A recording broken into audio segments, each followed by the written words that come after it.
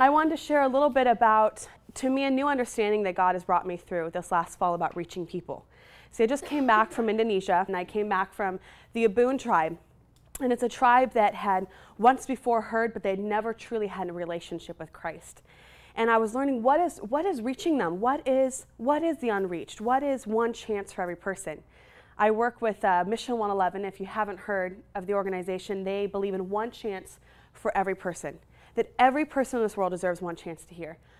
But the problem is there's still 1/3 of the world that's unreached. So why are they unreached? What is unreached? How do we reach them? And why have we not reached them? Why after 2,000 years have we not reached them? And as I was sitting in the village in the Abun tribe, it hit me that not only is there no chance for these people, but there's no hope. It's like this intense sadness. No hope. There's no hope for redemption, no hope for a Savior. And it's not because, yes, it's hard to get there. Yes, they haven't heard, but it's because we won't go. It's because as the church, after 2,000 years, we've only reached 1/3. And how is it, how as we as leaders and as we as missionaries, how have we not do this? And how do we do this? We go to these tribes and we hear incredible stories of what God has done, and we see miracles and we see witch doctors come to know Christ. But the absolute worst part of the entire trip is when they ask the hard questions, like, how long have you known? Or why don't we know? And you have to tell them over and over again, we haven't gone to you. For 2,000 years, we haven't gone. We've built up our churches and we've built up our lives, and it's great lives, and we're reaching people, but we just haven't done enough. We haven't made it to you. And we have to tell them that without Christ, their forefathers, their grandparents, their parents have not had a chance, and they therefore cannot go to heaven. And we have to tell them it starts now, that you have a chance now to accept Christ and teach your children now. But it's some of the hardest times, it's some of the most heartbreaking moments to be able to go through with someone. As I said, I was sitting in that village and I said, okay, no chance, no hope. It's the end. I said, why? Why is there no hope? Why is there no chance? Why aren't we going? Why aren't our churches going? Why aren't our young people going? Why don't we make more of a difference for it? Yes, there are some people that are going and they're doing incredible ministries, great missionaries. But 1/3 of the world after 2,000 years, there's something wrong. We just haven't done enough, and why is that? And I felt the Lord say to me, it all comes down to one thing, and that's fear. Fear of sickness, fear of death, fear of loss of a job, loss of family. Families say, oh, I can't go, I have children. There's no way I can bring children there. I don't want to lose the relationships with my family. I'm a missionary to my family right now. And the list goes on and on and on. It all comes down to fear. We fear as people to give up, to go into the unknown. And that fear holds us back. We instead make our decisions based on fear. How are we so caught by fear? Fear is not of God. Fear is of humanity. Fear is of weakness. And how do we counter that? Hebrews 11, verse 1-3. It says, now faith is the assurance of things hoped for, the conviction of things not seen. For by it the people of old received their commendation. By faith we understand that the universe is created by the word of God, so that what is seen was not made out of things that are visible. The answer is faith. It comes down so simply. It's belief in God. Faith is not knowing the answer. Faith is not knowing what it's going to look like, how it's going to happen, who's going to be there, what the money's going to look like, how I'm going to get through. Instead, it's saying, God, you're stronger. God, you're greater. God, I'm going to believe in you just like the prophets of old. I'm going to believe in you that you're going to help me to make it through it. That is what our churches need to know. That is what our young people need to know, that if they have faith, they can do anything. Just a kernel of faith can move a mountain. And I used to think as a kid, how does the mountain really move? If I really believe it to move, it's going to move. And I even tried the exercise and it never worked. And so I'm like, what is it that faith, how does it move that mountain?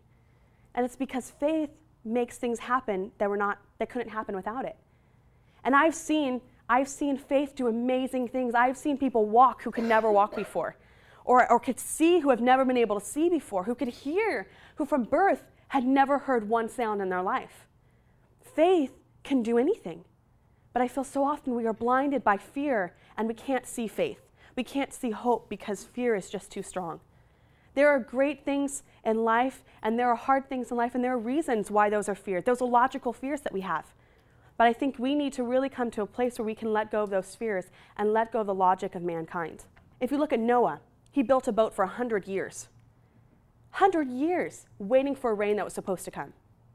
Abraham, He left everything that he knew, everything, to go to a land he had no clue what was going to be there, who was going to be there.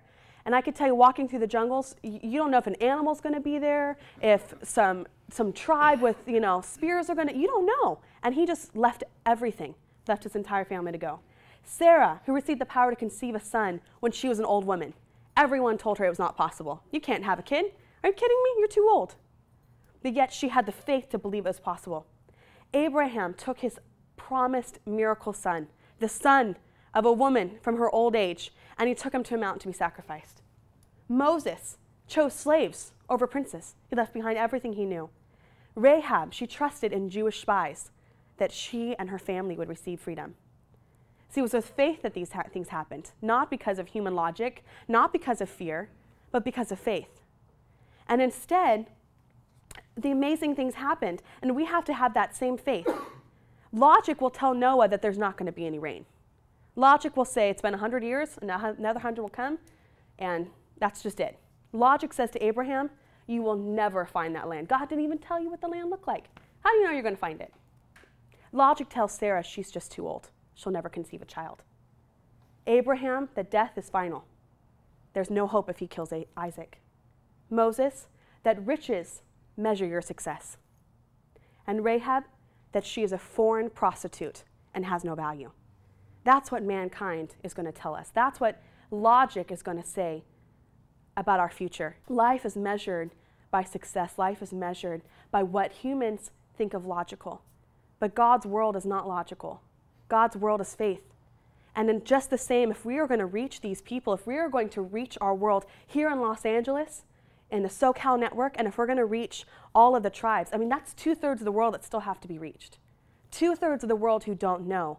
And the only way we're going to do that is with hope. And the only way to have hope is with faith. We have to have faith in the things unseen, not faith in what we can see. So many things God's apostles went through to preach the gospel, to reach the world. He never said it was going to be easy. He never said it was going to be logical. He never said you're going to be able to do it on your own. But instead it's through faith. Instead it's through knowing what the end game is. The end game is not a great house. The end game is not a great church that has a great building, that has all the perfect children's ministries you can possibly imagine. The end game is heaven. And the end game is bringing people there with us. Are we bringing people with us? Yes, I feel like we are. I feel like we're growing our churches. But yet there's still 2/3 of the world. 2/3 of the world who have not heard. I know I am not content to have a good degree.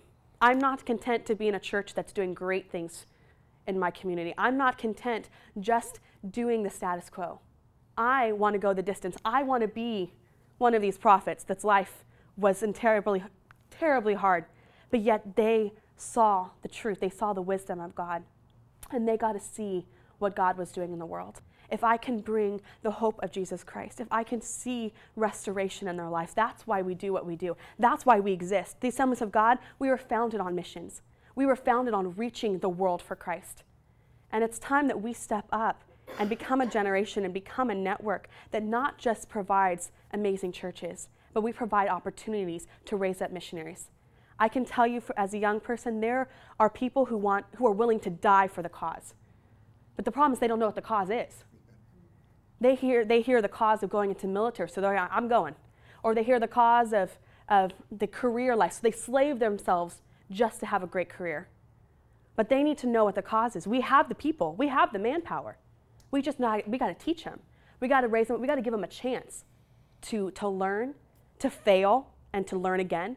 We got to give them a chance to be equipped with the knowledge, to be equipped with how to go out into these places. And then we need a generation that can help point them. Where do they go? How do they go? We get to make the decisions on how we can raise up this generation. It's our chance as a network to start that all over again, a new power, a new fire for our generation, that we can go out and that we can reach our world for Christ. My hope by the time I die, if God does not come back before I die, that it's no longer 1/3. I will do whatever I can. I will bring as many people with me if I can just change that 1/3 to something else, something better. Then I will know I have lived my life if I have been able to bring not just people to Christ, but bring missionaries to the field, to bring a heart for our churches to realize that they can do something. whether they give financially, whether they start training programs, whether they build up in their church, whether they teach their young children about missions and give them the opportunity to go. That's what our churches need to know so that we can truly reach this world.